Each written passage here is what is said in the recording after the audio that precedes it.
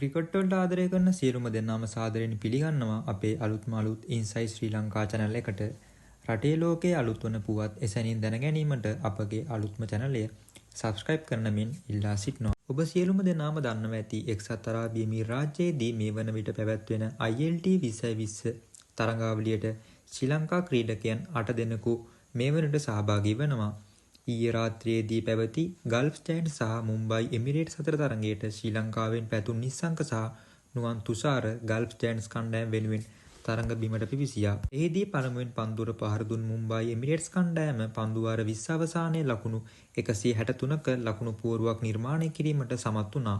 එහිදී ලකුණු 41කට නුවන් තුෂාර කඩලු දෙකක් ලබා ගැනීමත් කැපී පෙනුණා. පිළිතුරු ඉනිම ක්‍රීඩා කිරීමට ගල්ෆ් ජයන්ට්ස් කණ්ඩායමේ ඉනිම ආරම්භ කිරීමේ වගකීම ශ්‍රී ලංකන් හීරෝ නොහොත් පැතුම් නිස්සංක සමගින් රහමනුල්ලා ගුරුබාස් පැමිණියා. එහිදී මුම්බයි එමිරේට්ස් කණ්ඩායමට පිට පහර දුන් පැතුම් නිස්සංක දැවැන්ත 6 පාරවල් 4කින් සහ අලංකාරවත් 4 පාරවල් 6ක් සමගින් පන්දු 41කින් ලකුණු 81ක් රැස් කිරීමට සමත් වුණා. ඒ සමගම පළමු තරඟයෙන්ම විශිෂ්ට ජයග්‍රහණයක් ලබා ගැනීමට ගල්ෆ් ජයන්ට්ස් කණ්ඩායම සමත් වුණා. මේ වගේම තවත් රටේ ලෝකයේ සිදුවන සියලුම විස්තර දැන ගැනීමට අප ඉන්සයිට් ශ්‍රී ලංකා channel එක subscribe කරන මෙන් ආදරෙන් ඉල්ලා සිටිනවා.